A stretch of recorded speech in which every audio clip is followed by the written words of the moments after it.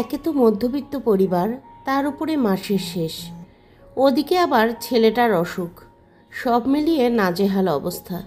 তারপরেও একটা স্মার্ট গৃহিণী কিন্তু তার বুদ্ধিতে, তার মনোবলে নিজের সংসারটা ঠিকই সামলিয়ে নেয়। আজকে সেরকমই একটা রেসিপি তৈরি করে আপনাদেরকে দেখাচ্ছি। আসসালামু আলাইকুম বন্ধুরা, আশা করছি সবাই অনেক ভালো আছেন। আমি বাংলাদেশ থেকে জাকিয়া সুলতানা বলছি। একদম মাসের শেষ, তাই সারা মাসের যে মুরগির মাংস রান্না করেছিলাম সেখান থেকেই রান্নার আগে 2-4 টুকরা করে তুলে তুলে আলাদা একটা প্যাকেট করে রেখেছিলাম। আর সেই প্যাকেটটা থেকেই আজকে আমার ছেলের জন্য মুরগির মাংস রান্না করে দিচ্ছি। মাংস তো শুধু প্রতিদিন আলু দিয়ে ঝোল রান্না করব এমন নয়, এক এক দিন যাতে এক এক রকম স্বাদে রসনাবিলাস হয় সেই চেষ্টাটাই করি। একজন গৃহিণী হিসেবে সবসময় চেষ্টা করি সবাই যেন তৃপ্তি করে খাবারটা খেতে পারে। আর সেই জন্য যে রান্নাটা করছি মশলাগুলো দেখিয়ে দিচ্ছি।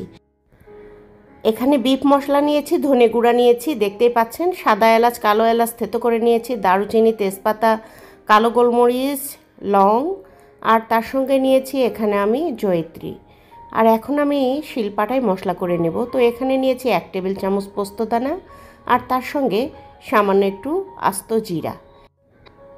পাটার মধ্যে শুকনো মশলাগুলো দিয়েই শিল দিয়ে আগে খানিকক্ষণ ডলে নেব, এতে করে খুবই তাড়াতাড়ি মিহি করে মশলা বাটা যায়।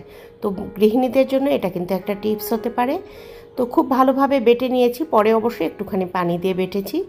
তারপরে একটা পেঁয়াজ কুচি দিয়ে সেটাও বেটে নিচ্ছি, আর এর সঙ্গে 3টা কাঁচামরিচ আমি বেটে নেব।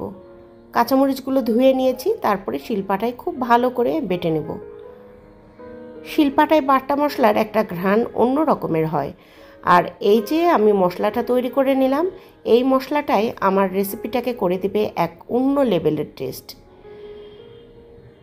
পোস্ত চিকেন যারা খাননি এখনও, তাদেরকে অনুরোধ করব একবার হলেও এইভাবে মশলা তৈরি করে পোস্ত চিকেনটা রান্না করে খাবেন। সত্যি 100% স্বাদের গ্যারান্টি দিচ্ছি। পাটা ধোয়া পানিটা কিন্তু আমি ফেলে দেই না, এই পানিটাও আমি নিয়ে নেই, কারণ এতে অনেক ফ্লেভার এবং টেস্ট লুকিয়ে আছে মশলার। গ্যাসের চুলা অন করে একটা কড়াই চাপিয়ে দিলাম, আর এখানে রান্নার তেল দিয়ে দিলাম। আজকে সয়াবিন তেলেই রান্নাটা হচ্ছে। আর 1 মুঠ পেঁয়াজ কুচি দিয়ে দিয়েছি। পেঁয়াজ কুচি দিয়ে খুব ভালোভাবে এগুলো ভেজে নিতে হবে। বন্ধুরা, এতক্ষণ আপনারা আমার সঙ্গে আছেন, এই মুহূর্তে বলবো ছোট্ট করে একটা লাইক দিয়ে কিন্তু আমার রেসিপিটা কমপ্লিট করে নিতে পারেন, কারণ আপনার একটা লাইক কিন্তু পৌঁছে দেবে এই ভিডিওটা যারা এরকম কুকিং রেসিপি দেখতে পছন্দ করে তাদের কাছে। তো তাদেরকে একটু সাহায্য করার জন্য লাইকটা কিন্তু দিতেই পারেন। আর চ্যানেলে আজকে প্রথম হলে চ্যানেলটি সাবস্ক্রাইব করে দেওয়ার রিকোয়েস্ট করছি, কারণ আমি ভিডিও ছাড়লে সব ভিডিওগুলো আপনার কাছে আগে ভাগেই পৌঁছে যাবে, আপনি সময় সুযোগ মতো সেটা দেখে নিতে পারবেন। আর অবশ্যই অল অপশনটা সিলেক্ট করে নেবেন, পাশে থাকা বেল আইকনটি চাপ দিয়ে। তো আমি কিছুটা বেরেস্তা এখান থেকে উঠিয়ে নিয়েছি, যেহেতু চিকেনের পরিমাণ খুব কম তাই খুব বেশি পেঁয়াজের বেরেস্তা লাগবে না। কিছুটা উঠিয়ে নিয়ে তেলের মধ্যে আস্ত জিরা ফোড়নে দিয়েছি, আর তার সঙ্গে আদা রসুন জিরা বাটা দিচ্ছি। তো আদা রসুন জিরাটা আমি একবারে বেটে রাখি, আর এতে আমার রান্নার জন্য খুবই সুবিধা হয়। তো সেখান থেকে আমি পরিমাণ মতো সব রান্নায় দিয়ে থাকি। আজকে এখানে 2 টেবিল চামচের মতো আদা রসুন জিরা বাটা দিয়েছি। আর দেখতে পাচ্ছেন একে একে অন্যান্য উপকরণগুলোও দিয়ে দিলাম। পোস্তদানা বাটাটা দিয়েছি, তার সঙ্গে শুকনা উপকরণগুলো দিয়েছি, তার সঙ্গে আস্ত গরম মশলা দিয়ে পাটা ধোয়া পানি দিলাম। হলুদ, লবণ এবং গুঁড়ামরিচের পরিমাণটা বলে দিলাম না, কারণ এগুলো আপনারা নিজস্ব আন্দাজ অনুযায়ী দিবেন, যেরকম খেতে পছন্দ করেন ঝাল লবণ সেই রকম আর কি দেবেন, কারণ এক একজনের টেস্ট এক এক রকম, সবার কিন্তু টেস্ট একরকম হয় না তাই। আর মশলাগুলো একটু ওই যে পাটা ধোয়া পানিটা ছিল সেটা দিয়ে খুব ভালোভাবে কিন্তু কষিয়ে নিতে হবে। আর তারপরে পানি ঝরিয়ে পরিষ্কার করে রাখা চিকেনটা এর মধ্যে দিয়ে দিয়েছি। ঢাকনা দিয়ে ঢাকা চাপা দিয়ে এখন চিকেনটা কষিয়ে নিচ্ছি মিডিয়াম হিটে। চুলার হিটটা কিন্তু বেশি জোরে দেওয়া যাবে না, তাহলে নিচ থেকে যে গ্রেভির মতো আঠালো পোস্তদানাটা বাটা আছে সেটা কিন্তু লেগে যাবে। তো বাদাম বাটা, পোস্তদানা বাটা, এই টাইপের তরকারিগুলো কিন্তু এরকমই হয়, সুন্দর করে কষিয়ে নিতে হয় একটু মনোযোগ দিয়ে।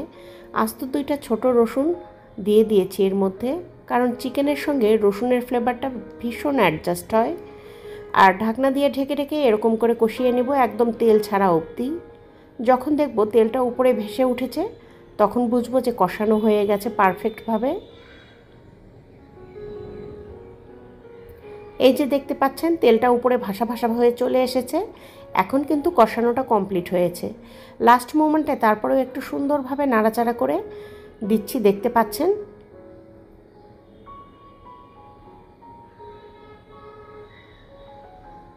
তো এরকম ঢাকা চাপা দিয়েই কষিয়ে নিয়েছি একদম।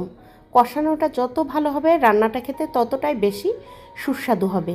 এই পোস্ত চিকেনের বিশেষত্বই হচ্ছে বেশি করে কষাতে হবে, এরকম একদম লাল লাল সুন্দর সুন্দর করে একেবারে তেল ওঠা পর্যন্ত কষিয়ে নিতে হবে। আর এখন আমি এখানে পানি দিয়ে দিচ্ছি। কষাতে কষাতেই কিন্তু মাংসটা সেদ্ধ হয়ে গেছে। ওই যে পাটা ধোয়া যে পানিটা দিয়েছিলাম মশলার সঙ্গে, ওই পানিটাতে মাংসটা খুব ভালোভাবে সেদ্ধ হয়ে গেছে। যেহেতু এরা ব্রয়লার চিকেন, সেদ্ধ হতে খুব বেশি সময় কিন্তু লাগবে না, তাই এখানে ঝোলের জন্য পানি দিয়েছি। আর এখন দেখতেই পাচ্ছেন ঝোলটা অনেকটা ঘন হয়ে এসেছে।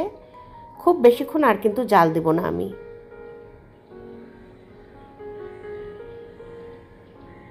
এখন আমি ভাজা জিরার গুঁড়ো উপর থেকে ছড়িয়ে দিচ্ছি।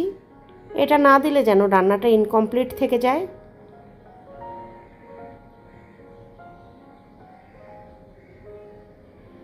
আর এই যে দেখুন, ঢাকনা দিয়ে ঢেকে দিলাম। আর কিছুক্ষণ দমে কিন্তু আমি রাখি, ওই 5-10 মিনিট চুলার উপরে রাখি। এতে করে তরকারির কালারটা খুব ভালো আসে। আর এখন একটা সার্ভিং বলে এগুলো সার্ভ করে দিচ্ছি। এটা দেখতে মনে হচ্ছে যতটা লোভনীয়, বিশ্বাস করেন এর টেস্ট একেবারে অসাধারণ। এই পোস্তদানাটা যে কোনো মশলার দোকানে আপনারা খুবই সহজে পেয়ে যাবেন। তো দেখতেই পাচ্ছেন আমি এখানে রান্নাটা কমপ্লিট করে নিয়েছি। পোলাও বলুন, ভাত, রুটি, নান, পরোটা সব কিছুর সাথে দুর্দান্ত লাগবে এই রেসিপি। এই চিকেন কারিটা একবার হলেও আপনাদেরকে ট্রাই করার অনুরোধ করছি, যারা এখনও পোস্ত চিকেন ট্রাই করেননি আর কি। এতটাই সুস্বাদু আর এতটাই মজা। এক লোকমা ভাত মুখে দিলে মনে হবে যে আরও একটু ভাত নেই। এই রেসিপিটা যেদিন করবেন চাল একটু বেশিই দেবেন। তো বন্ধুরা, ওই যে পেঁয়াজের বেরেস্তা একটুখানি উঠিয়ে রেখেছিলাম না, সেটা উপর থেকে ডেকোরেশনের জন্য কিন্তু দিয়ে দিলাম। এটা দিলে যেমন আকর্ষণীয় লুকস আসে, ঠিক তেমনি অত্যন্ত ফ্লেভারফুল হয়। তো বন্ধুরা, দেখতেই পাচ্ছেন খাবারটা খুব সুন্দর করে আমি পরিবেশন করে দিয়েছি। আর এই ছিল আজকে আমার রেসিপি আপনাদের সামনে উপস্থাপন করার। রেসিপিটা যদি আপনাদের ভালো লাগে, এই পোস্ত চিকেন, তাহলে অবশ্যই আপনাদের কাছে অনুরোধ করছি আমি একটা লাইক, কমেন্ট এবং শেয়ার করে দেবেন। কমেন্টে জানাবেন আপনাদের অনুভূতির কথা, আর সেই সঙ্গে কে কোথা থেকে দেখছেন সেটাও কিন্তু জানাতে পারেন। আর পোস্ত চিকেন খাওয়ার অভিজ্ঞতা আছে কিনা সেটাও জানাতে পারেন। আর এই রেসিপিটা ভাত, রুটি, পরোটা, নান, পোলাও সব কিছুর সাথে পারফেক্ট। খিচুড়ির সাথে তো আরও বেশি মজার। তো অবশ্যই বাড়িতে একবার ট্রাই করার জন্য রিকোয়েস্ট করছি। তো আজকে চলে যাচ্ছি বন্ধুরা, সময় এলো চলে যাবার। এতক্ষণ সাথে থাকার জন্য ধন্যবাদ। আল্লাহ হাফেজ। আসসালামু আলাইকুম।